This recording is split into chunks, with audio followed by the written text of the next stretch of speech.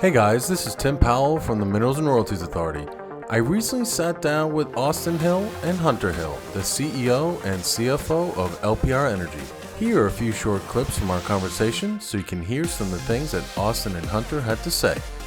Unfortunately, a lot of these bigger companies took on a bunch of firm transportation contracts on all these pipes that got built out of the region that it kind of forced them to drill, even though they were just shooting themselves and the rest of the industry in the foot by just overproducing when we didn't really need the gas. But, it was one of these where if you had a 75-cent firm transportation contract that you had to pay either way, they, weren't really making money by producing that MCF, but they were losing less money instead of just paying the 75 cents in firm transportation charge and not having a molecule move down that pipe. So that kind of created this environment where these companies continued to drill when they shouldn't be drilling, which finally, once we kind of hit that 30 BCF plateau of production, that's when all the operators up there that had all these pretty onerous FT contracts kind of met their obligation. And so they've just kind of flatlined since then.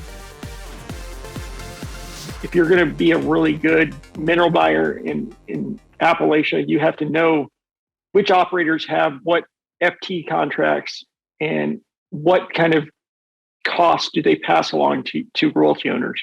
And that's kind of where our database, again, we own minerals under every operator up there and pretty much all of their different pricing zones. So, there's certain areas up there where operator A and operator B have units that are touching each other. But operator A pays a price that's Henry Hub less 5 cents. Operator B pays you Henry Hub on average less $1.50.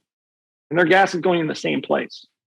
And it's just because operator A has much more favorable FT contracts and believes in not charging the mineral owner for that transportation. Whereas operator B doesn't have favorable transportation costs and feels like passing along everything to a royalty owner. And if you don't know that, it's your reserves are the exact same for a given well. And it's like, if you can't factor that in your economics, you can, either severely overpay for operator B or never be competitive when you're trying to buy operator A. If you enjoyed some of Hunter and Austin's comments, then I encourage you to tune in to the full episode on the Minerals and Royalties podcast. Thanks, and see you next time.